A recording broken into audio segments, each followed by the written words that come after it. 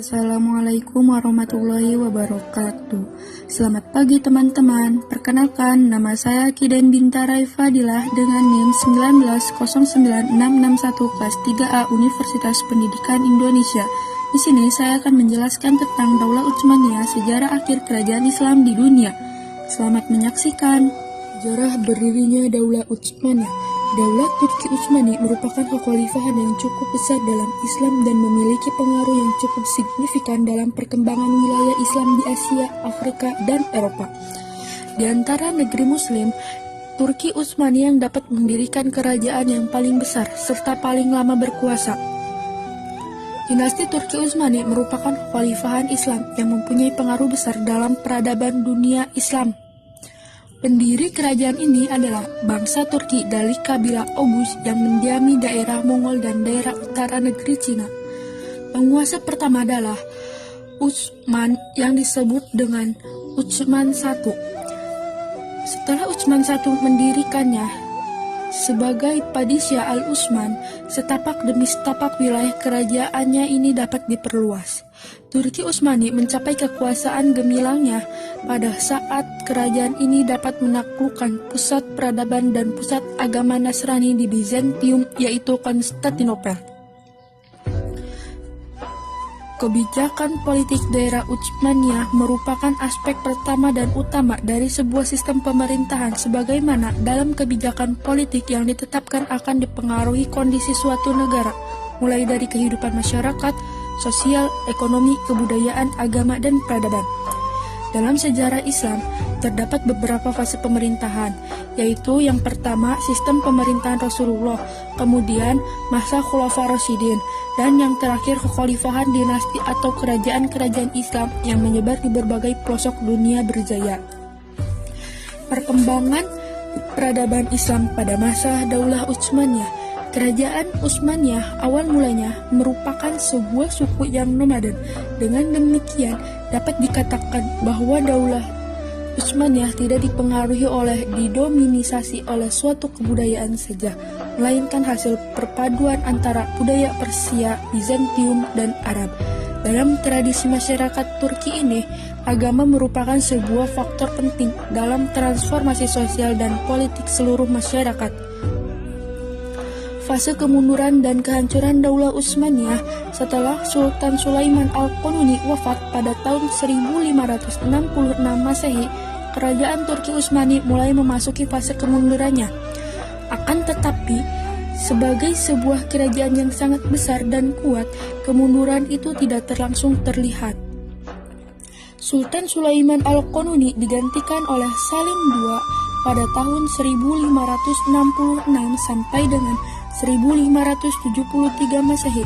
Di masa pemerintahannya terjadi pertempuran antara laut kerajaan Utsmani dengan laut Kristen yang terdiri dari Angkatan Laut Spanyol, Angkatan Laut Bundukia, Angkatan Laut Sripaus, Angkatan Laut, dan sebagai kapal-kapal para pendeta Malta yang dipimpin oleh Don Juan dari Spanyol. Pertempuran itu terjadi di Selat Lepanto, Yunani. Dalam pertempuran ini, Turki Utsmani mengalami kekalahan yang mengakibatkan Tunisia dapat disebut oleh musuh setelah kepemimpinan Salim II digantikan oleh Murad III. Kerajaan Utsmani berhasil menyerbu Kaukasus dan menguasai Tiflis di Laut Hitam.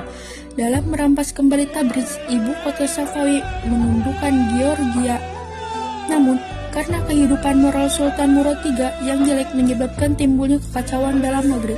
Kekacauan ini semakin menjadi-jadi dengan tampilnya Sultan Muhammad III, pengganti Sultan Murad III, yang membunuh semua saudara laki-lakinya berjumlah 19 orang dan menenggelamkan janda-janda ayahnya sejumlah 10 orang demi kepentingan pribadinya. Pada tahun 1603 sampai dengan 1617 Masehi, kepemerintahan Sultan Muhammad III digantikan oleh Sultan Ahmad I. Pada masa ini, kerajaan Utsman sempat bangkit untuk memperbaiki situasi dalam negeri. Akan tetapi, kejayaan kerajaan Utsman di mata bangsa-bangsa Eropa sudah mulai memudar.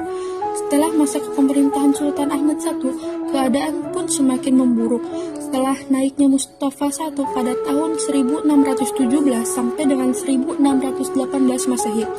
Karena gejolak politiknya dalam negeri tidak bisa diatasinya, Syekh al-Islam mengeluarkan fatwa agar ia turun dari tahta dan digantikan oleh Utsman II.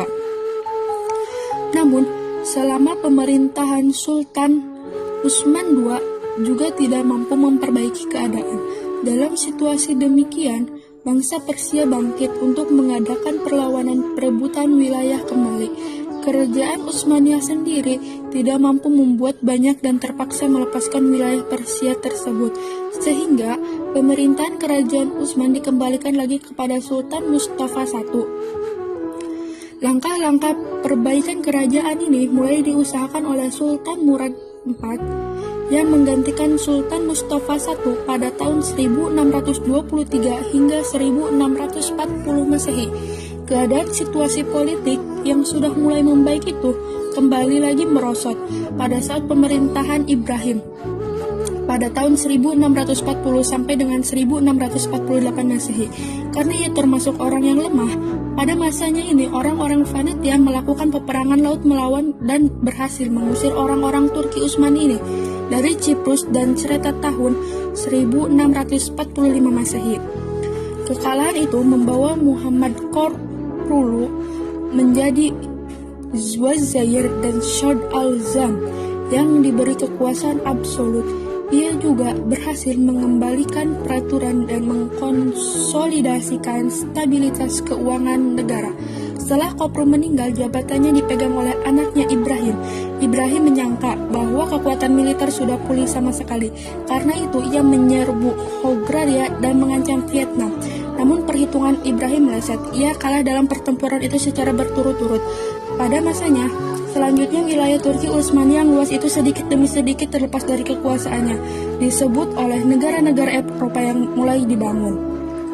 Pada tahun 1699 Masehi terjadi perjanjian Korwati yang memaksa Sultan untuk menyerahkan seluruh Hongaria sebesar Slovakia dan Kroasia kepada Habsburg, Polandia, Ukraina, Morea, dan sebagainya kepada orang-orang Venetia. Mungkin cukup sekian yang bisa saya sampaikan, kurang lebihnya mohon maaf apabila ada kesalahan. Thank you, syukron. Wassalamualaikum warahmatullahi wabarakatuh.